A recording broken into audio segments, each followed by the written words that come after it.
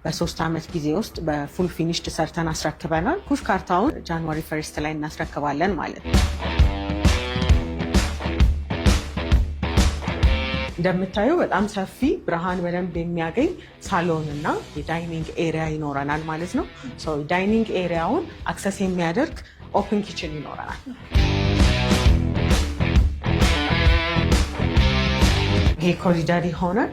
ምንድነው ሀሳባችን? ሴፓሬትድ የሆነ ሊቪንግ ሩም እና የቤድሩም ክሬት ማድረግ ነው። እዚህ ጋር የልጆች መኝታ ክፍል ይኖረናል። ደግሞ የጋራ መታጠቢያ ማለት ነው። ማስተር ቤድሩሙ የራሱ ማስተር ባትሩም አለው። ፕሮሞሽናል ፕራይስ ላይ ነው ያለ ነው። በካሬ 78,000 ብር ብቻ ነው እየሸጠን ያለ ነው። ግን በጣም ለውስን ቤቶች ነው ይሄንን ያወጣ ነው። ፕሮባብሊ ቀድሞ ለሚመጡ 15 ደንበኞች ብቻ ማለት ነው።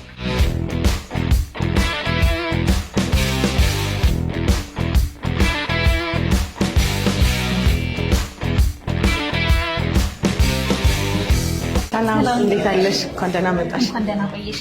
ዛሬ እንግዲህ በከተማችን አነጋጋሪ ወደሆነ ድርጅት ነው የመጣሁት። ሴቶች አደባባይ ላይ ያለቀ ሳይት አላችሁና እሱ እንድታሳዩ። መልካም። ሰመር ሪል ስቴት እንባላለን። ስለመጣሽ ደስ ብሎናል። ይህንን ህንፃ ጂፕላስ 18 የሆነ በፉል ፊኒሽድ ሰርተን ኦልሬዲ ያስረክበናል። ጃንዋሪ 1 ላይ ካርታ የምናስረክበው ቤት ነው የሚሆነው። አሁን ያለንበት 2 መኝታ ቤት ነው። ስትገቢ እንዳየሽው ዩኒክ የሆነ ከበር ጀምረን ኤቭሪ ዲቴይሎችን ተጠንቅቀን የሰራ ነው። ኢምፖርትድ የሆኑ ማቴሪያሎችን የተጠቀምነው። ይሄ ባለ 2 መኝታው ነው። ኢንትራንሱን በደንብ ላስጎብኝሽ አይደለም። እዚህ ኢንትራንሱ እንደገባሽ ፊት ለፊት የምታገኘው ኮሪደር ነው የሚሆነው፣ ወደ ሳሎኑ የሚወስድ ወደ መኝታ ቤቶቹ የሚወስድ ማለት ነው። እዚች ጋር ላውንድሪ ኤሪያ እናገኛለን። እንደ ስቶር የሚሆን ላውንድሪ ኤሪያ እዚህ ጋር ይኖረናል ማለት ነው። ከዛ ውጭ ከበሩ እንደገባሽ የምታገኘው የኮት ማስቀመጫ ይሆናል ማለት ነው። ከዛ ወደ ማስተር ቤድሩሙ ይህንን ይመስላል። ማስተር ቤድሩሙ በጣም ሰፊ፣ በሁለቱም ሳይድ ብርሃን በደንብ የሚያገኝ ቤት ነው የሚሆነው። የብርሃን የናቹራል የሆነ ላይት፣ ናቹራል የሆነ ቬንቲሌሽን በደንብ አክሰስ ያደርጋል። የሚጋርደውም ህንፃ ስለሌለ ብርሃንን የማግኘት እድል ይኖረዋል ማለት ነው። በቀጣይ ወደ ኮሪደሮቹ፣ ይሄ ኮሪደር ይሆናል። ምንድነው ሀሳባችን? ሴፓሬትድ የሆነ ሊቪንግ ሩም እና የቤድሩም ክሬት ማድረግ ነው። እዚህ ጋር የልጆች መኝታ ክፍል ይኖረናል። ደግሞ የጋራ መታጠቢያ ማለት ነው። ማስተር ቤድሩሙ የራሱ ማስተር ባትሩም አለው። ማስተር ባትሩም እና ክሎዜት ኤሪያ እዛው ጋር ይኖረዋል። ይሄ ደግሞ የልጆች መኝታ ክፍል ጎን ያለው የጋራ መታጠቢያ ነው ማለት ነው። የራሳቸው መታጠቢያ ያላቸው። እዚህ ደግሞ እንደምታየው በጣም ሰፊ ብርሃን በደንብ የሚያገኝ ሳሎን እና የዳይኒንግ ኤሪያ ይኖረናል ማለት ነው።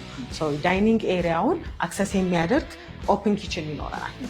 ምንድን ነው ሀሳባችን? ይሄ እንደምታየው ይሄ ኦፕን ኪችኑ እኛ ስንሰራው ዲዛይን ዋይዝ ኦፕን ኪችን አደረግ ነው እንጂ ክሎዝ ማድረግም እንችላለን። ስለዚህ ለደንበኞች ፍላጎታቸውን ክፍት አድርገናል። እዚህችን ክሎዝ አድርገን በሳከር ኦልሬዲ ያለው ሜካኒካል ቬንቲሌሽን ሲስተም ተጠቅመን ይሄንን ክሎዝ ማድረግ እንችላለን።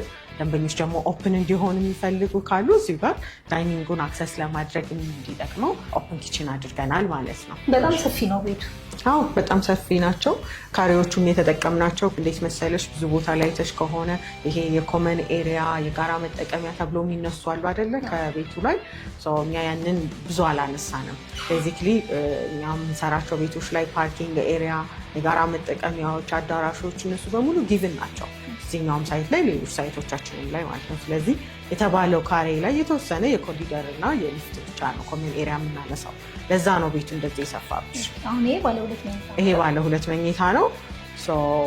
እንደምታዩ ሳሎኑ በጣም ሰፊ ነው። በደንብ አክቲቪቲዎችን ለማድረግም ቀለል ያለ ነገር ነው። ዳይኒንጉም እንደዚሁ በደንብ ሰፊ ነው። ብርሃንም ደግሞ በደንብ ስለሚያገኝ ቤቱን ሰፊ ያስመስለዋል። ብርሃን ያለው ቤት አሁን ሲሊንጉንም ካየሹ ከፍ ያለ ሲሊንግ ነው። ስለዚህ ዝቅ አድርጎ የመጫጫን አይነት ቤቱን ትንሽ የማስመሰል አይነት ነገር የለው። ሙሉ ለሙሉ ብርሃን ያስገባል። ሌሎችን ቀሪ ነገሮችን ደግሞ አረፍ ብለን እንጫወት።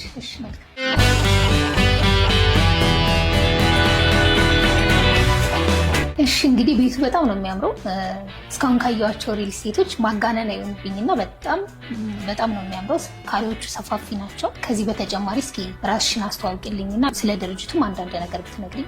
መልካም። ማህሌት እባላለሁ። የሰመር ሪል ስቴት ላይ የሽያጭ ስራ አስኪያጅ ነኝ። ሰመር ሪል ስቴት ይባላል የመጣሽበት። የድርጅታችን ባለቤት አቶ ሳሙኤል ይባላል። ወደ ዳላስ ቴክሳስ አካባቢ የ30 ዓመት ሞርጌጅ ብሮከር እና ትራንስፖርቴሽን ላይ ሲሰራ የነበረ ካምፓኒ ወደ ሀገር ይዞ መጥቶ ደግሞ ሪል ስቴት ካምፓኒውን አንድ ስቴፕ ከፍ ለማድረግ በተለይ ይሄ ዴሊቨሪ ችግር ላይ ያለበትን የሪል ስቴት ሁኔታዎችን ለማስተካከል ወደ ሀገሩ ገብቷል ማለት ነው። ሰው እንደምታየው አሁን ያለንበትን በ3 ዓመት ጊዜ ውስጥ በፉል ፊኒሽድ ሰርተን አስረክበናል። ቅድም እንዳልኩሽ ካርታውን ጃንዋሪ 1 ላይ እናስረክባለን ማለት ነው።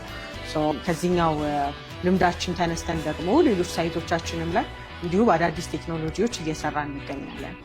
አዳዲስ ሳይቶቻችሁ እንዳላችሁ ሰምቻለሁ። እንግሊዝ ኤምባሲ ጋር ሰፊ ፕሮጀክት እንደያዛችሁ ሰምቻለሁ እና እስኪ ስለሱ ያለበትን የግንባታ ሁኔታ እና አንዳንድ ነገሮች ብትነግሪኝ። መልካም። እንግሊዝ ኤምባሲ ከሚናረው ለአጠገብ ግንባታ ላይ ያሉ ጂፕላስ 25 የሆነ ህንፃ እየሰራ እንገኛለን። በፖስት ቴንሽን ቴክኖሎጂ ነው እየሰራን ያለ ነው።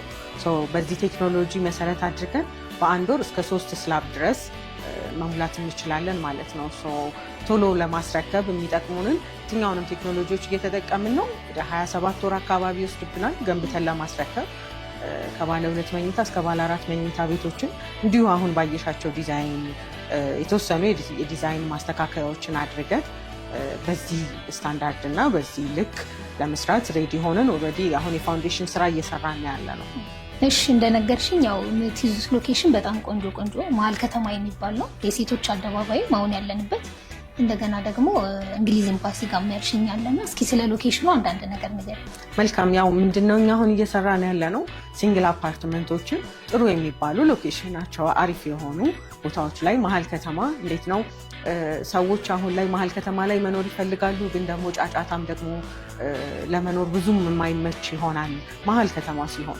እኛ ምንድነው እያደረግን ያለ ነው የሴቶች አደባባይንም ካየሽ ከመንገድ አንጻር ካሉት አካባቢው ላይ ካሉት ፋሲሊቲዎች አሚኒቲዎቹ አንጻር ለመኖር በጣም ምቹ የሆነ ነው። በተመሳሳይ የእንግሊዝ ኤምባሲን ከእንግሊዝ ኤምባሲ አጠገብ ነው ሳይታችን። ያ ማለት ወደ 4ቱም አቅጣጫ የመንገድ አማራጮች ይኖሩናል። ወደ ሜክሲኮ፣ ወደ አትላስ፣ ወደ ቦሌ፣ ወደ 4 ኪሎ ሁሉንም መንገዶች መንካት ይችላል።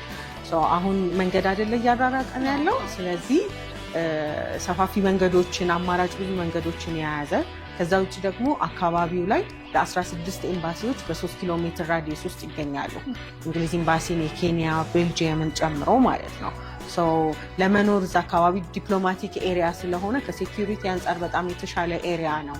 ፕላስ ደንበኞች አንዳንድ የሚገዙት ለመኖር ብቻ ላይሆን ይችላል። ሬንታል ቫሊዩ በጣም ጥሩ ነው። እዛ አካባቢ ዲፕሎማቲክ መንደር ስለሆነ ኪራይ ይፈለጋል። ስለዚህ አፓርትመንት ኪራዮች ንጹህ ሆነው ሴኪሪቲ ያላቸው ቦታዎች ሲሆኑ ለኪራይ ተመራጭ ይሆናሉ። ስለዚህ ደንበኞች ግዴታ ለኢንቨስትመንት ሲያስቡ ሪተርን ኦን ኢንቨስትመንቱን የሚጠብቁት ሸጠው ላይሆን ይችላል፣ አከራይተው ከስር ከስር ሊያገኙ ይችላሉ። ከዛ በተጨማሪ ደግሞ አካባቢውን በደንብ ታውቂዋለሽ ብዬ አስባለሁ። የጫካ ፕሮጀክት ያለበት ሎካል ደንበኞች እንዲሁም ደግሞ ዲያስፖራዎች ተመራጭ የሚያደርጉት ቶፕ ቪው አካባቢ የሚባል ነው እና ለመኖር በጣም ምቹ የሆነ ቦታ ነው። ይሄኛው ሳይት እንደማየው ሙሉ ለሙሉ ተጠናቋል እና እዚህኛው ስንት ካሬ አማራጭ አላችሁ ነው ወይስ ሽጣችሁ ጨርሳችሁ? አጋጣሚ ሆኖ 2 ቤት ብቻ ነው የሚቀረን እዚህኛው ሳይት ላይ። ይጨርሳችኋል? ጨርሰናል። አይ ቲንክ ስትገቢ አስተውለሽ ከሆነ ደንበኞችን ገብተው መኖር ጀምረዋል። 4 መኝታ ቤቶች 2 ቤቶች ብቻ ይቀራሉ። 267 ካሬ ነው። ጃንዋሪ ላይ እናስረክባለን ካርታ። ስለዚህ ሜቢ የባንክ አማራጭ የሚፈልግ ሰው ካለ ያኔ ካርታውን አስይዞ በራሱ ማያያዝ ይችላል። ከዛ ውጭ ግን እኛ ኤክስፔክት የምናደርገው 100% ካሽ የሆነ ነው። ስለዚህ በዚህ መሰረት ነው ያኛውን የምትገነቡት ማለት ነው? ኤግዛክትሊ። በዚህ መሰረት ግን ደግሞ ከዚህ የተጨመሩ አሚኒቲዎች ይኖሩታል እዛኛው ላይ። ለምሳሌ ጂፕላስ 25 ነው ህንፃው። እዛ እስከ 5ኛ ፍሎር ድረስ የጋራ መጠቀሚያዎች ናቸው የሚኖሩት። አካባቢው የሚታቂ ከሆነ ቦታው ኢሊቬት ያደረገ ነው። ሰው በደንብ እይታ ይኖረዋል። ከ5ኛ ፍሎር ጀምሮ ያሉት መኖሪያ አፓርትመንቶች ይሆናሉ። እስከ 5 ግን ጂምናዚየም፣ ስፓ፣ አዳራሾች፣ ላይብራሪዎች እነዚህ ይኖራሉ። ከዛ ውጭ የፓርኪንግ ኤሪያ ደግሞ ቅድም እንዳልኩሽ ጊቭን የሆነ ከቤታቸው ላይ የማይቀነስ የፓርኪንግ ኤሪያ እንሰጣለን። ከዛ ውጪ ከ5ኛ ፍሎር ጀምሮ ላሉት የመኖሪያ አፓርትመንቶች 5 ሊፍት ይኖረዋል። 4 የፓሴንጀር ሊፍት ይሆናል፣ አንዱ ደግሞ የዕቃ መጫኛ ሊፍት ይሆናል ማለት ነው። እነሱ ምናልባት የመብራት መቆራረጥ እንኳን ቢኖር ስታንድ ባይ ጀነሬተር 2 ስታንድ ባይ ጀነሬተር ይኖራል። የከርሰ ምድር ውሃ፣ የውሃ ታንከር ደግሞ ከላይና ከታች ይኖረዋል ማለት ነው። ዘመናዊ አፓርትመንት ነው። ያው አሁን ለኑሮ ምቹ የሆኑ ነገሮች ያስፈልጋሉ። ስለዚህ እሱን እናደርጋለን። የመዋኛ ገንዳዎች ይኖራሉ። አካባቢው ላይ ሞሎች አሉ።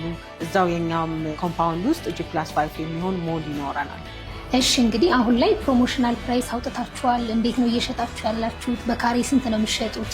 የካሬ አማራጮቹንስ ከባለ ስንት እስከ ባለ ስንት መኝታ ድረስ ነው ያለው የሚለውን እስኪ በደንብ ንገሪኝ። መልካም። ቅድም አካባቢውን እንደጠቀስኩልሽ እና የሚፈለጉትን የአፓርትመንት አይነቶችን እንደነገርኩሽ መጠን ከባለ 2 እስከ ባለ 4 መኝታ ቤቶች ናቸው እዛ ላይ የሚገኙት። ከትንሹ ባለ 2 መኝታ 138 ካሬ ይጀምራል። ከዛ ከፍ እያለ ይሄዳል ማለት ነው። ወደ 3፣ 4 ባለ 2 መኝታ፣ ባለ 3፣ ባለ 4 አማራጮች አሉ እንደ ደንበኛው ፍላጎት። ከዛ ውጭ ግን አሁን ላይ ግን ፕሮሞሽናል ፕራይስ ላይ ነው ያለ ነው። በካሬ 78,000 ብር ብቻ ነው እየሸጠን ያለ ነው። ግን በጣም ለውስን ቤቶች ነው ይሄንን ያወጣ ነው። ፕሮባብሊ ቀድሞ ለሚመጡ 15 ደንበኞች ብቻ ማለት ነው። ከዛ በተጨማሪ ግን ኤክስፔክት የምናደርገው 10% ዳውን ፔመንት ብቻ ነው። ያው የፔመንት ላይ ፍሌክሲብል ነን። ለምሳሌ በ5% ብቻ ዳውን ፔመንት አድርጎ ተጨማሪ ጊዜ የሚፈልግ ሰው ካለ የሜሞራንደም ኦፍ አንደርስታንዲንግ የሚባል ውል አለን። ውል አስረንለት ለተጨማሪ ጊዜዎች። ይሄ ቤዚክሊ የሚሆነው ለዲያስፖራ ኮሚኒቲ ነው። ምክንያቱም ብር ከዛ ለመላክ የተወሰነ ጊዜ ይፈልጋሉ። ስለዚህ ያንን ጊዜ ለመስጠት በ5% ውል መስራት እንችላለን። ከዛ ውጭ ግን እኛ ኤክስፔክት የምናደርገው 10% ዳውን ፔመንት ነው። ምናልባት እዚህ ተወካይ የሌላቸው ዲያስፖራዎች እዛው ራሳቸው ቀጥታ ከኛ ጋር ውል ማድረግ የሚፈልጉ ካሉ ፕሬዘንቴሽኖችን በቴሌግራም ወይም በዋትሳፕ እናደርግላቸውና በዲኤችኤል ውሉን ሙሉ ለሙሉ ከኛ ጋር እነሱ ኮንታክት አድርገው እንዲጨርሱ ማድረግ እንችላለን። ስለዚህ ባንክ ለሚፈልግ ሰው ምናልባት የባንክ አማራጮች ይኖሯቸዋል? አዎ፣ ቅድም እንዳልኩት ፔመንት ስኬጁላችን ፍሌክሲብል ነው። 2 አይነት ፔመንት ስኬጁል ይኖረናል። አንደኛው በ8 ዙር ደንበኞች ግንባታውን እያዩ በግንባታ ሂደት መሰረት ቀስ እያሉ የሚከፍሉት ይሆናል። ይሄ ምን ይጠቅማል? ለደንበኛ ካልተገነባ ያለመክፈል መብትን ይሰጣል። ስለዚህ እኛ ሀገር አሁን እየተስተዋለ ያለው በጊዜ ያለማስረከብ፣ ገንዘብ ቶሎ ቶሎ የመጠየቅ አይነት ነገር ስላለ ግንባታውን እያደረግን በፌዝ ነው የከፋፈል ነው። እሱ ውሉ ላይ ይካተታል።